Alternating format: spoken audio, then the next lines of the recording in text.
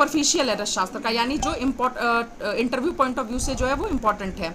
आज हम लोग उसके बारे में पढ़ेंगे, ठीक है। तो रसशास्त्र में बात करें तो जो सबसे पहला टॉपिक है वो क्या है, यंत्र है। तो यंत्र का मतलब क्या होता है कि जिस साधन के द्वारा पारद को क्या नियंत्रित किया जाता है उसे हम लोग क्या बोलते हैं, यंत्र बोलते हैं। अगर क्वेश्चन पूछा जाता है यंत्र क्या है, तो जो जून में दे लेंगे, अगर उनका सिलेक्शन होगा तो वो ज्वाइनिंग नहीं लेंगे, और ज्वाइनिंग नहीं लेंगे तो रैंक जो है वो नीचे शिफ्ट हो जाएगी। अगर देखो, क्योंकि इसमें दो पॉइंट है, एक तो क्या है कि जो एमओ की जॉब है वो जो बचे हुए डिस्ट्रिक्ट हैं उनके लिए है, तो ये क्या बहुत ही ज़्यादा गाँव में जाके मिलेगी, ठीक है। दूसरा ये है कि जो अब इसकी ज्वाइनिंग प्रोसेस जो है, ये मान के चलिए अगले साल मई से या अप्रैल मई से पहले इसकी ज्वाइनिंग नहीं होगी। इंटरव्यू आएगा, फिर 5-6 महीने लगते हैं, जो हालांकि इस बार आयोग ने नया नियम किया है कि पहले ज्वाइनिंग करा देंगे, बाद में वेरिफिकेशन कराते रहेंगे, बट फिर भी टाइम लगेगा। कम से कम जनवरी तो इसका होगा, जनवरी फरवरी, तो लोग इतना वेट नहीं करना चाहेंगे। तो अगर वो एमओसीएच की ज्वाइनिंग कर लेंगे तो फिर कोई भी उसे छोड़ के दोबारा से मतलब फिर से वेट नहीं करेगा। तो अगर लिस्ट आ भी जाती है, सिलेक्शन का आ भी जाता है, तो जब वो ज्वाइन नहीं करेंगे तो उस लिस्ट को फिर क्या नीचे कर दिया जाएगा। तो जो बाकी नीचे के लोग होंगे उनका भी क्या सिलेक्शन के चांसेस, जो मतलब उनका दूसरी लिस्ट में नाम आ जाएगा, वेटिंग लिस्ट में जैसे जो लोग होंगे उनका क्लियर हो जाएगा, ठीक है। तो शुरू करते हैं आज का टॉपिक। रसशास्त्र है। रसशास्त्र में सबसे पहले क्या हम लोग देखेंगे, यंत्र। तो यंत्र का मतलब क्या होता है, वह साधन जिसके द्वारा क्या पारद को नियंत्रित किया जाता है, यानी कि पारद को नियंत्रित करने वाले साधन को हम लोग क्या यंत्र कहते हैं, ठीक है।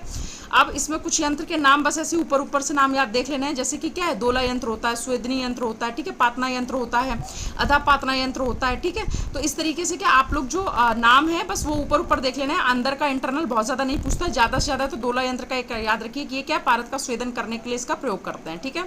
तो जैसे दोला यंत्र है, स्वेदनी यंत्र है, पातना यंत्र है, दीपिका यंत्र है, जारणा यंत्र है, नाड़ी यंत्र है, ये क्या है, कुछ यंत्रों के नाम है, ठीक है। अनटिल अनलेस आपने रसशास्त्र से पीजी की हो और रसशास्त्र के वहां पे क्या है प्रोफेसर हो, तो क्या है तभी वो इस तरीके के वहाँ पे क्वेश्चन पूछे जाएंगे, मतलब इंटरनल क्वेश्चन अंदर से पूछेंगे। अदरवाइज ऊपर सुपरफिशियल क्वेश्चन अगर यही पूछते हैं कि यंत्र क्या है, तो आपको सिंपल सा बताना है, यंत्र वह साधन जिसके द्वारा पारद को क्या नियंत्रित किया जाता है उसे क्या बोलते हैं, यंत्र कहते हैं, ठीक है। कुछ नाम, दोला यंत्र है, नाड़ी यंत्र है, जारणा यंत्र है, पातना यंत्र है, ठीक है। तो ये क्या है, कुछ उन यंत्रों के नाम हो गए, ठीक। अब इसके बाद बात करें मूसा की, तो मूसा क्या होता है, जो पारद आदि को के दोषों को क्या नष्ट करे, यानी पारद में जो दोष पाए जाते हैं उनको क्या जैसे क्या क्या है, नाग होता, वंग होता है, ठीक है। इसके बाद क्या होता है, जो 8 प्रकार के पारद में दोष बताए गए हैं, ठीक है, विष है, वहिन है, तो इस तरीके के जो पारद के दोषों को नष्ट करे उसे क्या बोलते हैं, मूसा बोलते हैं, ठीक है। मूसा में कुछ मूसाओं के नाम है, जैसे कि क्या वज्र मूसा है, वृंताक मूसा है, ठीक है, गोल मूसा है, गोस्त्री मूसा है, ठीक है। तो इस तरीके से क्या 2-3 आपको नाम याद कर लेने, बस अगर पूछते हैं तो आप वहां बता सकते हैं, ठीक। फिर इसके बाद क्या आता है, पुट आता है। पुट का मतलब क्या होता है, रसादि द्रव्यों के पाक का जिससे ज्ञान हो, ठीक है, या पाक में लगने वाली अग्नि की मात्रा, यानी कि जो रसादि द्रव्य है, जैसे पारद है, गंधक है, ठीक है, अभ्रक है, ताम्र है, लौह है, तो ये जो सभी द्रव्य हैं, जैसे रस द्रव्य जो है, रस द्रव्य का मतलब यानी कि जो रसशास्त्र में वर्णित द्रव्य हैं, रस औषधियाँ, रस में प्रयोग होने वाले द्रव्य हैं, तो जो रस द्रव्य हैं उनका पाक यानी उनको पकाने में अग्नि की कितनी मात्रा लगेगी, यानी कितनी जो अग्नि है वो हमें देनी पड़ेगी, तब किसी रस औषधि का यानी रस का क्या पाक होगा, उसे हम लोग क्या बोलेंगे, पुट बोलते हैं, ठीक। तो किसी रस को पकाने के लिए कितने अग्नि की आवश्यकता है, इसका जो माप है उसे हम लोग क्या कहते हैं, पुट कहते हैं, ठीक। अब पुट में भी क्या होता है, कुछ जैसे जो कॉमन है, जैसे महापुट है, गजपुट है, ठीक है, अर्धपुट है, वराहपुट है, ठीक है, बालुका पुट है, भूधर पुट है, तो ये क्या कुछ पुटों के क्या है नाम है, ठीक। तो ये भी क्या ऊपर ऊपर देखना है, ये इस थ्योरी पॉइंट ऑफ व्यू से इंपॉर्टेंट होता है कि महापुट में कितने अग्नि दी जाती है, वराहपुट में कितनी होती है, या भूधर पुट में कितनी होती है, ठीक है। तो ये थ्योरी पॉइंट ऑफ व्यू से इंपॉर्टेंट होता है। इंटरव्यू में अगर आपको इनके नाम भी पता है तो भी बहुत होता है, क्योंकि इस तरीके का क्वेश्चन बहुत ज़्यादा पूछा नहीं जाता है वहाँ पे कभी भी, ठीक है। अगर उन्होंने बस पुट क्या होता है आपने उसको उतना बता दिया कि रसों के पाक के लिए अग्नि की वह मात्रा जिसके द्वारा उनका क्या पाक होगा वो क्या कहलाता है, पुट कहलाता है, ठीक। तो आप बस इतना बता देंगे तो आपका इंटरव्यू में क्या इससे काम चल जाएगा, ठीक है। फिर इसके बाद अब बात करते हैं किसकी, पारद की, ठीक। तो पारद सब लोग जानते हैं कि जो इसका वैसे इसका कोरिलेशन मरकरी से है, और जो पौराणिक कथा है वो सभी लोग जानते हैं कि हाँ शिव जी का क्या है, ये वीर्य है और इस तरीके से, बट वहाँ पे ये सब बातें बोलना बहुत अच्छा नहीं होता है।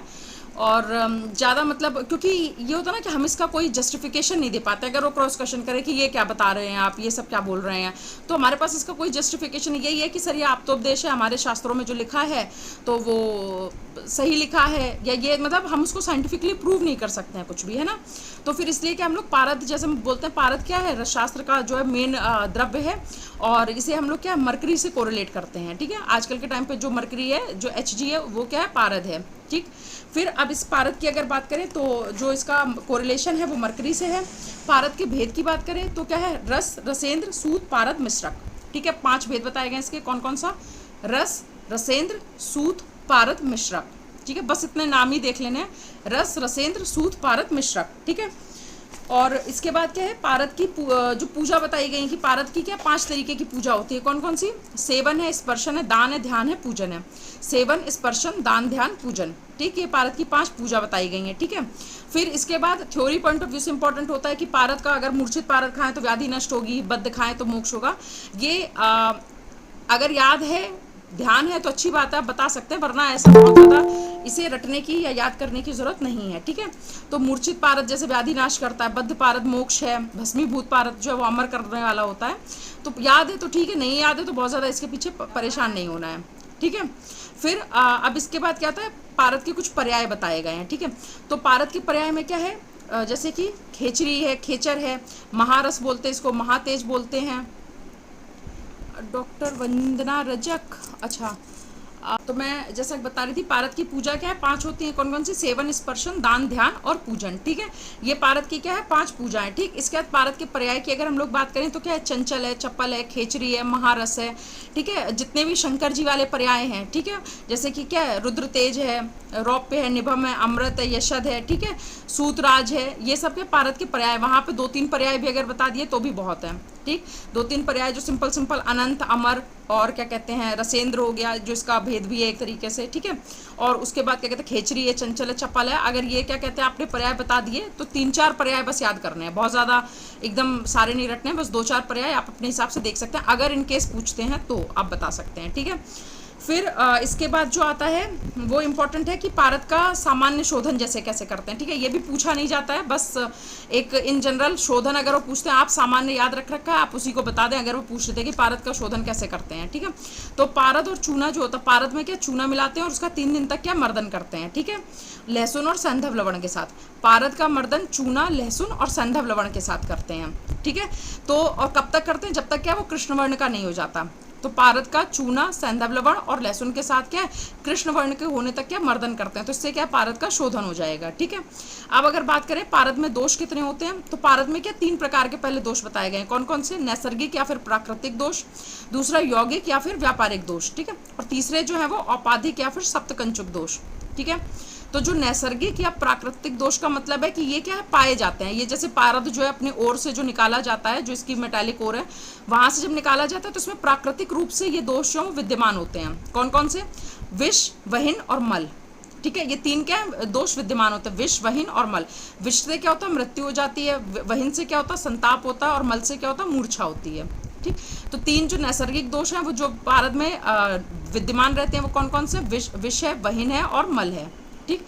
इसी तरीके से यौगिक या व्यापारिक दोष की बात करें तो ये वो दोष होते हैं जो कि क्या है, पारद में मिलाए जाते हैं, जो कि लोग जो है मुनाफा कमाने के लिए, जो व्यापारी हैं वो मुनाफा कमाने के लिए इन दोषों को मिलाते हैं। यानी जो एडल्ट्रेशन हम लोग पढ़ते हैं ना, जैसे खाने की चीज़ में क्या है, जैसे दाल है या कुछ है तो उसमें क्या थोड़ा कंकड़ मिला देना, या उससे मिलती जुलती हुई कोई दूसरी चीज़ मिला देना, तो एडल्ट्रेशन जो है उसे क्या नैसर्गिक, यौगिक या फिर व्यापारिक दोष कहेंगे। तो ये क्या 2 होते हैं, कौन कौन से, नागज और वंगज, ठीक है। नागज जो जड़ता उत्पन्न करता है और वंगज क्या है, आद्यमान और कुष्ठ उत्पन्न करता है, ठीक। अब इसके बाद क्या है, तीसरा दोष आता है, वो कौन सा होता है, औपाधिक या फिर सप्तकंचक दोष होते हैं, ठीक है। ये कौन से मतलब ये 7 प्रकार के दोष जो वो पारद में पाए जाते हैं। कौन कौन से होते हैं, परपटी, पाटनी, भेदी, द्रावी, मलकारी, अंधकारी, ध्वांछी, ठीक है। परपटी, पाटनी, भेदी, द्रावी, मलकारी, अंधकारी, ध्वांछी, ठीक है। इन्हीं को हम लोग क्या भूमिज, गिरिज, वारिज, नागज, वंगज, ठीक है, ये भी बोलते हैं इस नाम से भी, ठीक है। तो अब देखिए वहां पे आपको क्या, पारद में अगर दोष पूछे तो आपको 3 तरीके के बता दें तो भी ठीक है, कि पारद में क्या 3 तरीके के दोष पाए जाते हैं। कौन कौन से, एक तो क्या होता है नैसर्गिक या फिर प्राकृतिक दोष होते हैं, दूसरा क्या है औपाधिक या फिर यौगिक और व्यापारिक दोष होते हैं, तीसरा क्या है औपाधिक या फिर सप्तकंचुक दोष होते हैं, ठीक, तो आप इस तरीके से वहाँ बता सकते हैं। इसके अंदर का याद है तो बता दीजिए। प्राकृतिक दोष हैं वो 3 प्रकार के होते हैं। अगर वो इतने में दूसरा क्वेश्चन बना देते हैं एग्जामिनर, ठीक है, नहीं बना रहे हैं तो आप इसके अंदर का फिर अगर याद है तो बता सकते हैं, वरना रुक सकते हैं, रुक जाएंगे तो भी वो दूसरा क्वेश्चन बना देंगे। और अगर आपको अंदर का याद है और आप बता रहे हैं तो फिर आप इसको कंटिन्यू कर सकते हैं। ठीक है, कि 3 होते हैं नैसर्गिक, 2 होते हैं यौगिज और 7 होते हैं कौन कौन से, औपाधिक या फिर सप्तकंचुक दोष। ठीक है, अब इसके बाद क्या था, पारद के संस्कार आते हैं। ठीक है, तो पारद के संस्कार की बात करें तो क्या है, रसरत्न समुच्चय, रस तरंगिणी ने क्या 8 संस्कार बताए हैं। ठीक, और सोपनीत ने क्या 16 संस्कार बताए, तो बस इनका नाम देख लेना है। पारद के 8 संस्कार कौन कौन से होते हैं, ये और ये जो रसरत्न समुच्चय उन्होंने 18 संस्कार बताए हैं। ठीक, तो नॉर्मली आप कह सकते हैं पारद के 8 और 18 पारद के जो संस्कार हैं। ठीक है, तो पारद के क्या है संस्कार 8 और 18 होते हैं। तो 8 संस्कार जो होते हैं ये पारद में क्या है, औषधि गुण जो होता है उसको उत्पन्न करने के लिए किए जाते हैं। कौन कौन सा, पारद में वह संस्कार जो औषधि गुण उत्पन्न करने के लिए किए जाते हैं वो क्या है, 8 संस्कार होते हैं। कौन कौन सा होता है, स्वेदन होता है, ठीक है, मर्दन होता है, मूर्छन होता है, उत्थापन होता है, पातन होता है, बोधन होता है, नियमन होता है और दीपन होता है। ठीक, ये 8 संस्कार कौन कौन से, स्वेदन, मर्दन, मूर्छन, उत्थापन, पातन, बोधन, नियमन, दीपन। तो ये 8 संस्कार जो है वो क्या है, पारद में जो औषधि गुण है उनको उत्पन्न करने के लिए किए जाते हैं। कौन कौन से, स्वेदन, मर्दन, मूर्छन, उत्थापन, पातन, बोधन, नियमन, दीपन। ठीक, ये क्या 8 संस्कार पारद में औषधनाशन गुण उत्पन्न करने के लिए किए जाते हैं। ठीक है, फिर उसके बाद क्या है, जो बाकी बचे हुए 10 संस्कार रह गए, यानी 18 संस्कार जो बताएं वो क्या, पारद में जो धातु गुण है, मतलब जैसे जो सोने को, लोहे को सोने में बदलने वाला जो गुण होता है। ठीक है, तो धातुवाद का गुण उत्पन्न करने के लिए क्या है, किया जाता है। ठीक, तो जो ज़्यादा इंपॉर्टेंट संस्कार है वो ये 8 ही हैं। तो अगर इन 8 के नाम आपको पता है और आप वहाँ बता देते हैं तो ये क्या है, अच्छा रहेगा अगर वहाँ पूछ रहे हैं तो। क्योंकि मतलब संस्कार जो कभी कभी पूछ लेते हैं, अगर शास्त्र के टीचरों ने पूछना है तो, कि पारद के संस्कार कितने होते हैं, तो सर पारद के संस्कार 18 होते हैं, जिनमें से 8 जो है वो पारद में औषधि गुण जो है उसको उत्पन्न करने के लिए किए जाते हैं। और जो बाकी बचे हुए 10 संस्कार जो हैं वो पारद में क्या धातुवाद का गुण जो है वो उत्पन्न करने के लिए किए जाते हैं। ठीक है, ठीक, अब इसके बाद आता है क्या, पारद की गतियां। तो पारद की क्या 5 गतियां होती हैं। कौन कौन सी, जल, हंस, मल, अदृश्य और धूम गति। ठीक है, जल, हंस, मल, दृश्य और जीव गति। ठीक है, पारद की क्या 5 गतियां होती हैं। ठीक है, तो इनके भी बस नाम अगर याद है, वैसे आज तक ये कभी किसी से पूछा नहीं गया, बट फिर भी मैं एक हल्का सा रिवाइज हो जाए इसलिए मैं बोल दे रही हूँ ये। ठीक है, वरना आज तक ये ऐसे नॉर्मली पूछते नहीं कि पारद की गतियां कितनी होती हैं। ठीक है, जल, हंस, मल, धूम और जीव गति होती है। ठीक है, पारद की जो सेव्य मात्रा है वो क्या होता है, अधिकतम मात्रा जो 2000 पल और न्यूनतम मात्रा जो आधा पल होती है। कि यानी पारद की जो सेवन, मतलब किसी भी औषधि में पारद अगर हमें मिलाना है तो अधिकतम कितना हो सकता है, 2000 पल हो सकता है, और न्यूनतम कितना हो सकता है, आधा पल हो सकता है। ठीक, कि कम से कम आधा पल डाल सकते हैं और अधिक से क्या है 2000 पल तक डाल सकते हैं। ठीक है, फिर इसके बाद अगर बात करें जारणा की, तो जारणा क्या होता है, जिसमें पारद गालन पातन आदि क्रिया के बिना ही ग्रास लिए हुए अभ्रक स्वर्ण आदि औषधियों को जीर्ण कर ले और अपने पूर्ण स्वरूप में बना रहे। ठीक है, इसका देखो जारणा का मतलब क्या होता है कि पारद में वह शक्ति उत्पन्न करना जिससे क्या है वो जो दूसरी जो धातुएं, जो दूसरी औषधियां हैं उनको क्या है, जो दूसरी रस औषधियां हैं यानी रस हैं, जैसे कि अभ्रक है, गंधक है, स्वर्ण माक्षिक है, ठीक है, हरताल है, उसको क्या है ग्रास कर ले। ठीक है, लेकिन क्या है उसके स्वरूप में चेंज ना हो। इसका मतलब कि ना तो उसकी मात्रा में वृद्धि हो ना उसके भार में वृद्धि हो। ठीक है, ना तो उसका शेप चेंज हो और ना ही उसका क्या साइज चेंज हो। तो यानी पारद में गालन पातन यानी मतलब क्या क्रियाएं जो होती हैं उनके द्वारा पारद में वह गुण उत्पन्न करना जिसके द्वारा पारद जो है वो दूसरी धातुओं का, दूसरी रस का अपने में क्या जीर्ण करने लगे। लेकिन पारद का जो स्वरूप है यानी कि उसका जो साइज है, जो शेप है, जो भार है उसका, उसमें क्या किसी भी तरीके से कोई चेंज ना आए, तो इसको क्या कहते हैं, जारणा कहते हैं। ठीक है, यानी यह क्या वह क्रिया है जिसमें क्या है पारद जो है वो दूसरी रस धातुओं को अपने में जीर्ण करने की शक्ति पा लेता है, परंतु उसके स्वरूप में यानी कि साइज, शेप में और उसके वेट में कोई भी क्या डिफरेंस नहीं पड़ता है। तो उस प्रोसेस को हम लोग, उस क्रिया को हम लोग क्या कहते हैं, जारणा कहते हैं। ठीक है, आया समझ में, जारणा ये क्या होता है। अब इसकी क्या है 2 तरीके की भूचरी खेचरी बताई गई। ये सब यहाँ इंटरव्यू के पॉइंट ऑफ व्यू से इंपॉर्टेंट नहीं है, ये रिटन में इंपॉर्टेंट होता है कि क्या क्या होता है। ठीक है, फिर अब इसके बात करें मूर्छना की, तो मूर्छना क्या होता है, गंधक या फिर बिना गंधक योग के पारद में क्या है जो निश्चित व्याधि नाशक गुण है उत्पन्न करना, वो क्या कहलाता है, मूर्छना कहलाता है। यानी पारद में व्याधि नाशक यानी पारद में बीमारियों को खत्म करने वाली जो प्रॉपर्टी है, ठीक है, यानी पारद की क्या है, जो डिजीज पे एक्ट करने की जो एबिलिटी है उसको क्या है, उसमें उसको वो उसे दिलाना, वो उसे क्या है अडेप्ट कराना, क्या कहलाता है, मूर्छना कहलाता है। यानी पारद की व्याधियों का नाश करने की जो शक्ति है वो उसमें गंधक या फिर बिना गंधक के क्या उत्पन्न करना, वो क्या कहलाता है, मूर्छना कहलाता है। ठीक, तो गंधक अथवा बिना गंधक योग के पारद में निश्चित व्याधिनाशक गुण उत्पन्न करना क्या कहलाता है, मूर्छना कहलाता है। अब ये भी क्या सागंध और निर्गंध हो जाएगा, दो तरीके का, अगर गंधक के साथ कर रहे हैं तो सागंध है और बिना गंधक के है तो निर्गंध है। ठीक, फिर इसके बाद क्या करते हैं, रसबंध आता है। रसबंध क्या आता है, रसबंध का मतलब क्या था, यही कि इसमें भी क्या एक पोटबंध आता है, जिसका एग्जाम्पल क्या परपट्टी होती है। रसबंध का मतलब होता है कि पारद में जो चंचलता होती है, मतलब इधर से उधर उछलने वाला गुण जो होता है, ठीक है, अगर जैसे उसको गर्म करते हैं तो फैलने लगता है, या जो उसकी लिक्विडिटी है, तो जो पारद की जो चंचलता होती है, और दुग्रहत्व का मतलब क्या है कि इजीली हम लोग उसे क्या कैरी नहीं कर सकते, मतलब फैलने वाला जो उसका गुण नेचर होता है, तो उसको दूर करना या उसको रोकना क्या है, रसबंध कहलाता है। यानी किसी चीज़ को बांधना होता है ना जैसे, तो वही क्या रसबंध है, कि जिन क्रियाओं के द्वारा पारद की चंचलता एवं दुग्रहत्व का नाश होता है उस क्रिया का नाम क्या है, रसबंध होता है। ठीक, जिन क्रियाओं के द्वारा पारद की चंचलता और दुग्रहत्व का नाश होता है उस क्रिया का नाम क्या होता है, रसबंध कहा जाता है। बंध मतलब बांधना होता है, तो उसी से हम लोग इसको बना लेंगे। ठीक है, कि जिस क्रिया के द्वारा पारद की चंचलता और दुग्रहत्व का नाश होता है उसे हम लोग क्या कहते हैं, बंध, रसबंध कहते हैं। ठीक, रस यहाँ पे क्या पारद के लिए यूज हो रहा है, ठीक, उसका पर्याय है। अब इसमें बहुत सारे हैं, जिसमें से एक याद रखो, पोटबंध है, वो उससे क्या परपटी का निर्माण होता है। ठीक है, और बाकी वैसे तो महाबंध, जलूका बंध, जलबंध, इस तरीके से क्या है बहुत सारे हैं।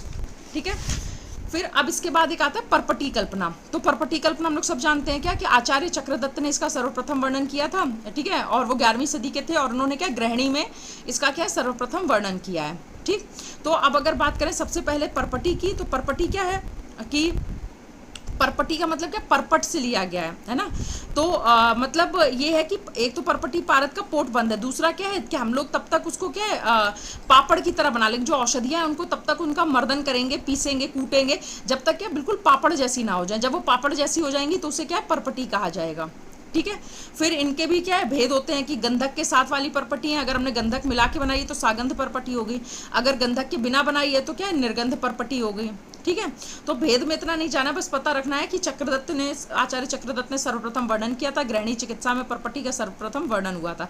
परपटी का मतलब क्या होता है, पापड़ या पापड़ जैसी संरचना। ठीक है, तो हम औषधियों को क्या है तब तक मिला, मतलब 2-4 औषधियों को मिला के उनका तब तक मर्दन करेंगे जब तक क्या वो बिल्कुल पापड़ के जैसी ना हो जाए, तो उससे हम लोग क्या कहेंगे, परपटी कहेंगे।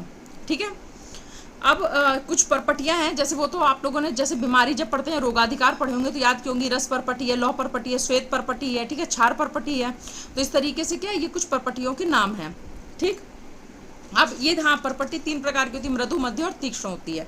ठीक है, मृदु का मतलब क्या होता है कि ये ठीक तरीके से क्या है बन नहीं पाई, मतलब जितना उसे बनाना चाहिए था उतना ना, उससे पहले ही हमने क्या उसे छोड़ दिया, तो मृदु परपट्टी क्या सम्यक रूप से टूटती नहीं है।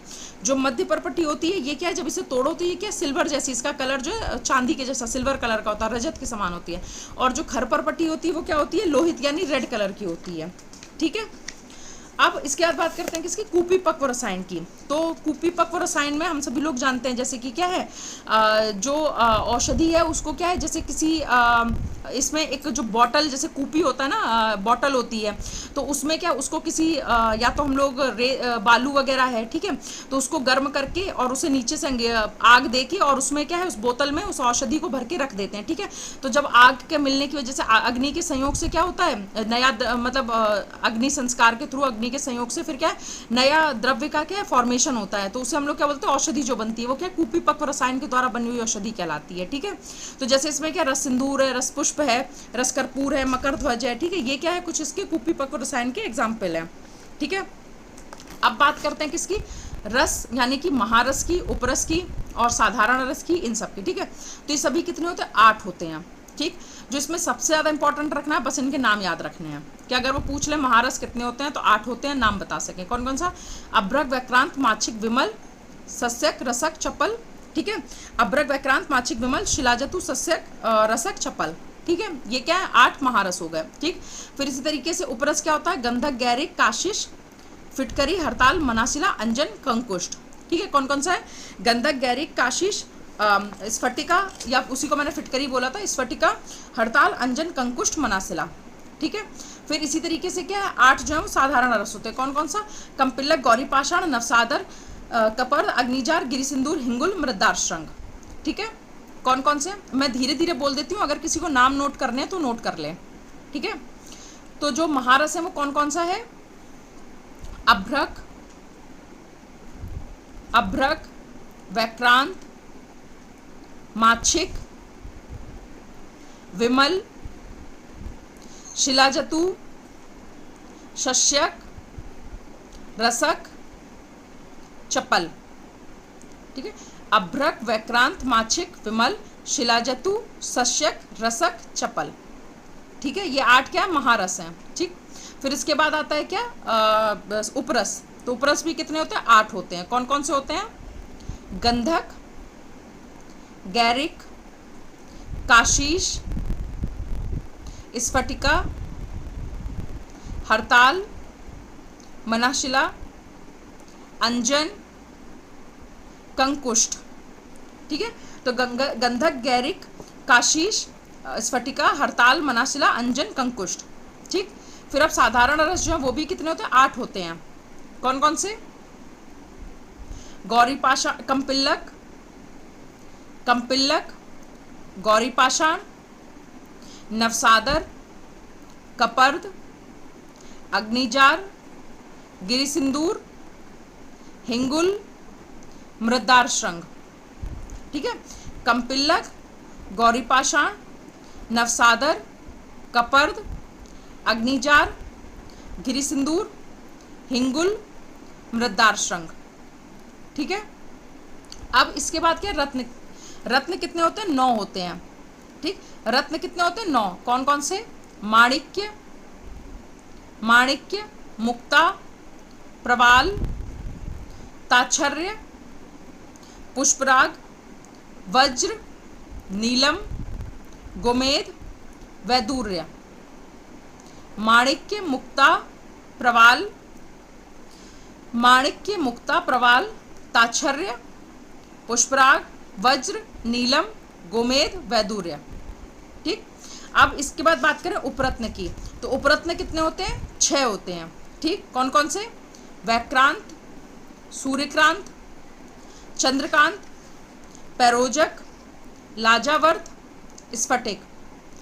वैक्रांत, सूर्यकांत, चंद्रकांत, पैरोजक, लाजावर्त, स्फटिक। ठीक है, ये क्या है? उपरत्न होते हैं। ठीक है, ठीक, तो इसमें देखो जो सबसे ज़्यादा इंपॉर्टेंट है वो हम लोग को क्या याद रखना है कि इनके जो ये नाम है ना वही इसमें सबसे ज़्यादा इंपॉर्टेंट होते हैं। बहुत रेयर है कि कभी इनके अंदर का कुछ पूछ लिया जाए, तो उतने के लिए क्या होता है कि इसमें बहुत ज़्यादा टाइम वेस्ट जो है वो नहीं करना होता। ठीक है, अभ्रक के बारे में थोड़ा बहुत हमें पता होता है, वही हमें जानना होता है। इसके बाद क्या है, बहुत ज़्यादा इनका शोधन पातन और ये सब जो है वो इंटरव्यू पॉइंट ऑफ व्यू से उतने ज़्यादा इंपॉर्टेंट नहीं होते हैं। ठीक है, अब इसके बाद बात आती है किसकी? धातु की। ठीक है, तो धातुओं में जो धातुएं हैं वो कौन कौन सी हैं? स्वर्ण, रजत, ताम्र, लौह, नाग, वंग, यशद। ठीक है, ये क्या 7 धातुएं, इन्हें क्या लौह वर्ग की धातुएं कहा जाता है या इन्हें लौह वर्ग कहा जाता है। ठीक, कौन कौन सा? स्वर्ण, रजत, ताम्र, लौह, नाग, वंग, यशद। ये क्या? इन्हें लौह वर्ग कहा जाता है। ठीक, इसके बाद दूसरा क्या? मिश्र लौह आती हैं। मिश्र लौह क्या है? यानी ये दो या 3 धातुओं से मिलके बनी होती है, इसलिए इन्हें क्या मिश्र लौह कहा जाता है। तो उसमें क्या क्या आता है? पीतल, जिसे ब्रास भी कहते हैं। और इसका क्या होता है, ये कभी कभी पूछ लेते हैं कि मिश्र लौह में जैसे वो पीतल का क्या है, क्या होता है, इसमें कंपोजिशन क्या किससे मिलके बनता है पीतल, है ना। तो पीतल है, पीतल में क्या होता है? कॉपर और जिंक होता है। ठीक, पीतल यानी कि ब्रास, और ये किससे मिलके बना होता है? कॉपर और जिंक से। ठीक, इसके बाद क्या आता है? कांच से आता है। तो कांच से क्या होता है? ब्रॉन्ज होता है। ये किससे मिलके बना होता है? कॉपर और टिन से। ठीक, और इसके बाद क्या होता है? बेल मेटल होता है। बेल मेटल किससे मिलके ना होता है? कॉपर और टिन से ही होता है। इसमें बस रेशियो का डिफरेंस होता है। जो ब्रॉन्ज होता है उसमें कॉपर और टिन 4:1 होता है, और जो बेल मेटल होता है इसमें कॉपर और टिन जो है वो 5:1 रेशियो में होता है। ठीक है, ठीक, और इसके बाद क्या होता है, हमारे आयुर्वेद में धातुओं का क्या है, ग्रह से भी संबंध बताया गया कि कौन सी धातु जो है किस ग्रह से रिलेटेड होती है। ठीक है, तो ये इतना ज़्यादा इंटरव्यू के पॉइंट ऑफ व्यू से इंपॉर्टेंट नहीं होता है ये, बस ये मिश्र लौह जो है वो थोड़ा सा इंपॉर्टेंट होता है, तो उसको देख लीजिएगा कि पीतल यानी कि ब्रास ये क्या है, कॉपर और जिंक से मिलकर बना होता है। कांस्य यानी कि ब्रॉन्ज, ये कॉपर और टिन से मिलकर बना होता है। और बेल मेटल ये क्या है, ये भी कॉपर और टिन से मिलकर बना होता है। ठीक है, वो क्या 4:1 है, और ये क्या होता है 5:1 होता है, यानी बेल मेटल जो है वो 5:1 है। नाम भी बड़ा है इसका, तो इसमें क्वांटिटी भी क्या बड़ी होगी, बेल मेटल ज़्यादा बड़ा है कंपैरेटिवली ब्रॉन्ज के, तो ब्रॉन्ज क्या 4:1 होगा और बेल मेटल क्या 5:1 होगा। ठीक है, और जो एक धातुओं का सामान्य शोधन है, अगर याद कभी करना पूछ दे किसी भी धातु का, वो कहे स्वर्ण का शोधन, रजत का शोधन किससे करेंगे, मतलब ताम्र लौह किससे शोधन करेंगे, तो एक कॉमन शोधन होता है। कौन कौन सा, तैल, तक्र, गोमूत्र, कांजी, ठीक है, और कुलत क्वाथ, इनमें क्या 7 बार बुझाने से, मतलब 7 बार इसमें क्या डिप करेंगे हम लोग धातुओं को, तो उससे क्या कोई भी धातु उसका क्या शोधन हो जाएगा। तो एक ही कॉमन शोधन याद रख सकते हैं, वहां पे आप उससे वो ताम्र पूछे, लौह पूछे, कुछ भी पूछे, वैसे पूछते नहीं है, बट अगर इनकेस पूछ लें। रिपीट कर दीजिए मैम, रिपीट कर दीजिए। जी, तैल, तक्र, गोमूत्र, कांजी और कुलत क्वाथ। ठीक है, तैल, तक्र, गोमूत्र, कांजी, कुलत क्वाथ, इसमें क्या 7 बार बुझाने से क्या होता है, धातुओं का शोधन हो जाता है। तैल, तक्र, गोमूत्र, कांजी, कुलत क्वाथ में 7 बार बुझाने से कोई भी धातु हो, वो अगर पूछते हैं किसी भी धातु का, तो इसका क्या शोधन हो जाएगा। ठीक है, अब इसके बाद अगर धातुओं के बाद हम लोग बात करें तो इसी में धातु में एक मंडूर और होता है, जो लौह धातु का क्या किट्ट भाग होता है, यानी लोहे के मल को क्या हम लोग मंडूर कहते हैं। ठीक है, इतना सब। बाकी देखिए पढ़ने के लिए तो ऐसे बहुत होता है कि हाँ मतलब धातुओं में फिर हर धातु के भेद होते हैं। ठीक है, लेकिन ये इंटरव्यू पॉइंट ऑफ व्यू से क्या है, ये इंपॉर्टेंट नहीं होता है। ठीक है, इसीलिए मैं ये कुछ इसके अंदर का नहीं पढ़ा रही हूँ कि ये देखिए फिर ये होता है कि अब आपके सामने कोई अगर एग्जामिनर ऐसा फंस गया है ना, तो वो पूछ रहा है तो वो एक अलग केस है, अदरवाइज ये नॉर्मली क्या नहीं पूछे जाते हैं। ठीक है, ठीक। अब इसके बाद क्या उपरत्न की बात करते हैं। ठीक है, तो उपरत्न में क्या क्या आता है, सूर्यकांत, चंद्रकांत, राजावर्त, पैरोजक, स्फटिक, व्योमाश्म और तृणकांत। ठीक है, तो उपरत्न में क्या क्या आता है, ये देखो मैं ये बता रही, नाम सबके पता होने चाहिए। बाई चांस अगर वो बोल दे उपरत्न क्या होते हैं, तो आप ऊपर का सुपरफिशियल बता सकें। ठीक है, उसमें गड़बड़ ना हो। तो कौन कौन सा होता है, सूर्यकांत, चंद्रकांत, राजावर्त, पैरोजक, स्फटिक और व्योमाश्म और तृणकांत। ठीक है, सूर्यकांत, चंद्रकांत, राजावर्त, पैरोजक, स्फटिक, व्योमाश्म, तृणकांत, ये 7 क्या है उपरत्न होते हैं। ठीक, फिर इसके बाद क्या आता है, सुधा वर्ग के द्रव्य आते हैं। अच्छा, सुधा वर्ग के द्रव्यों की खासियत क्या होती है कि इनमें कैल्शियम की प्रचुरता वाले होते हैं, यानी जो कैल्शियम रिच कंपाउंड होते हैं, है ना, ये कैल्शियम रिच द्रव्य हैं। इसमें जो भी द्रव्य मैं बताऊंगी इन सब में क्या कैल्शियम कंटेंट जो होता है वो बहुत ज़्यादा होता है। तो सुधा वर्ग के द्रव्य हैं, ठीक, जिनमें क्या कैल्शियम का जो कंपोजिशन है, कैल्शियम का जो कंटेंट है वो क्या बहुत ज़्यादा है। ठीक, तो सुधा वर्ग के द्रव्य कौन कौन से हैं, इसमें पहला क्या, सुधा यानी कि चूना, सुधा यानी कि चूना, फिर खटिका यानी खड़िया, गोदंती जिसे जिप्सम से भी कोरिलेट करते हैं, मृगशृंग, शुक्ति, शंख, घोंघा या शंबूक, शंबूक बोलते हैं, ये क्या घोंघा जो होता है, समुद्रफेन। ठीक है, तो ये 8 होते हैं सुधा वर्ग के द्रव्य, क्या 8 होते हैं, और ये कैल्शियम रिच कंपाउंड होते हैं। कौन कौन से, सुधा, खटिका, गोदंती, मृगशृंग, शुक्ति, शंख, संबूक, समुद्रफेन। ठीक है, इसके बाद क्या आता है, सिक्ता वर्ग के द्रव्य आते हैं। तो सिक्ता वर्ग में क्या क्या आता है, दुग्धपाषाण, कौशेयास्म, नागपाषाण या जहरमोरा बोलते हैं इसी को। ठीक है, तो क्या आता है, दुग्धपाषाण, कौशेयास्म, नागपाषाण, जहरमोरा, बद्राश्म। ठीक है, ये क्या होते हैं, ये सिक्ता वर्ग के द्रव्य होते हैं। और जो सुधा वर्ग में उसमें समुद्रफेन, इसके बाद क्या था, कूर्मस्थी और कुकुटांड त्वक और है, मतलब एग शेल जो होती है, जो अंडा होता है ना उसका जो ऊपर वाला जो पार्ट होता है, एग शेल होता है, वाइट पार्ट जो होता है वो भी आता है इसमें। ठीक है, तो कुकुटांड त्वक और कूर्मस्थी भी होता है सुधा वर्ग में। और सिक्ता वर्ग में क्या होता है, दुग्धपाषाण, कौशेयाश्म, नागपाषाण, जहरमोरा, पिष्टी और बद्राश्म। अब इसके बाद बात करें क्षार वर्ग की, तो क्षार वर्ग में क्या आता है, टंकण, यवक्षार, स्वर्जिका क्षार, ठीक है। कौन कौन से 3 आते हैं, यवक्षार, टंकण और सर्जिका क्षार, या सज्जी क्षार भी बोलते हैं इसे, ठीक है। टंकण क्या होता है, बोरेक्स होता है, Na2B4O7.10H2O, Na2B4O7.10H2O। यवक्षार क्या होता है, ये पोटेशियम सॉल्ट का मिक्सचर होता है, ठीक है। और स्वर्जिका क्षार क्या होता है, मिक्सचर ऑफ पोटेशियम सॉल्ट होता है, ठीक है। तो यवक्षार और सज्जी क्षार जो है मिक्सचर होता है पोटेशियम सॉल्ट का, ठीक। अब इसके बाद बात करें विष की, तो विष में क्या आता है, 2 प्रकार के विष होते हैं। कौन कौन से, एक तो स्थावर होता है, दूसरा क्या होता है, जांगम होता है, ठीक है। तो स्थावर यानी कि जो मतलब पेड़ों में जो विष पाया जाता है, ठीक है। और जांगम मतलब क्या, जो जीव जंतु हैं, ठीक है। तो इसमें जो सबसे इम्पोर्टेंट है वो क्या है, जैसे वैसे तो रसायनम ने 5 बताए हैं, कौन कौन से, सक्तुक, कालकूट, श्रृंगीक, मुस्तक, वत्सनाभ। तो हम लोग जो नॉर्मली पढ़ते हैं वत्सनाभ पढ़ते हैं, ठीक है। तो वत्सनाभ का शोधन भी याद कर लिए, गाय के दूध से या गाय के मूत्र से या बकरी के मूत्र से, गाय का दूध या गाय का मूत्र या फिर बकरी के मूत्र से क्या इसका शोधन हो जाता है, ठीक। 10 में से 20 में से किसी एक से पूछ लेते हैं कभी कभी, ठीक है। अब इसकी बात करें उपविष की। विष से ज्यादा इंपॉर्टेंट क्या उपविष होते हैं, उपविष के नाम पता हो ये ज्यादा जरूरी होता है। कौन कौन सा है, कुचला, अफीम, जयपाल, धतूर, भंगा, गुंजा, भिलावा, करवीर, लांगली, अर्कक्षीर, स्नोही, ठीक है। तो ये उपविष के नाम है। उपविष क्या क्या होता है, कुचला, अफीम, जयपाल, धतूर, भंगा, गुंजा, भिलावा, करवीर, लांगली, अर्कक्षीर और स्नोही, ये 11 क्या है उपविष होते हैं, ठीक। कौन कौन से, कुचला, अफीम, जयपाल, धतूर, भंगा, गुंजा, भिलावा, करवीर, लांगली, अर्कक्षीर और स्नोही, ये 11 क्या हो जाएंगे उपविष हो जाएंगे, ठीक है। तो ये उपविष जो है इनके नाम थोड़ा सा इंपॉर्टेंट होते हैं, और बाकी जो विष है उसमें सिर्फ वत्सनाभ जो है वो इंपॉर्टेंट होता है, और आपको इन सबके बस के नाम ही पता होने चाहिए, ठीक। और अगर इसके बाद वो आपसे पूछते भी हैं कि मतलब इसका शोधन मारण कैसे होता है, तो वो वहां पे अगर आप नहीं भी बता पाएंगे तो उसमें कोई प्रॉब्लम नहीं है, क्योंकि इतना ज्यादा पहली बात पूछते नहीं है। 20 में से किसी एक से पूछा। जी बॉस बताइए। नंबर आप भी से एक ही बताएंगे? बॉस देखिए, अगर आपको अलग अलग याद है ना, जैसे रस्तरंगिणी ने 11 बताए हुए हैं, ठीक है। और अगर आपको दूसरा याद है कि हाँ मतलब जैसे मुझे आपको जैसे आपने पढ़ रखा है तो आप फिर अंदर का आपको जितना याद है आप उतना बता सकते हैं, ठीक है। अच्छा वो पूछ रहे हैं कि सिर्फ वत्सनाभ बताएंगे, नहीं बॉस, जैसे वत्सनाभ जो उन विषयों में सबसे इंपॉर्टेंट है।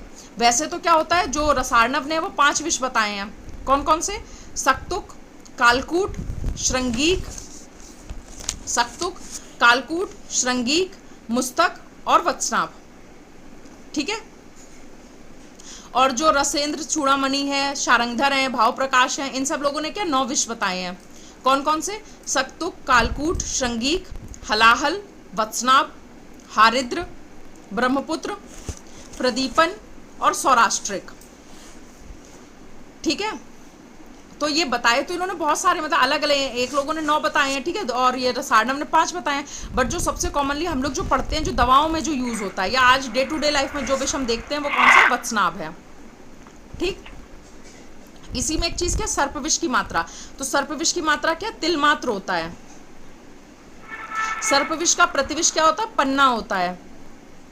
और सर्पविष का शोधन किसमें करते हैं, गोमूत्र से करते हैं। मारण जो है इसका सर्पविष का टंकण से करते हैं। और सर्पविष का संरक्षण करना हो तो क्या है, लाल सरसों जो होती है उसमें करते हैं, ठीक है। मैम रिपीट कर दीजिए प्लीज। रिपीट कर दीजिए। सर्पविष की मात्रा कितनी होती है, तिल मात्र, तिल मात्र। सर्पविष का प्रतिविष क्या है, पन्ना। सर्पविष का प्रतिविष पन्ना। सर्पविष का शोधन किससे करते हैं, गोमूत्र से। मारण किससे करते हैं, टंकण से। और सर्पविष को संरक्षण किसमें करते हैं, रक्त सर्षप में। रक्त सर्षप तेल में, लाल सरसों जो है उसकी तेल में करते हैं।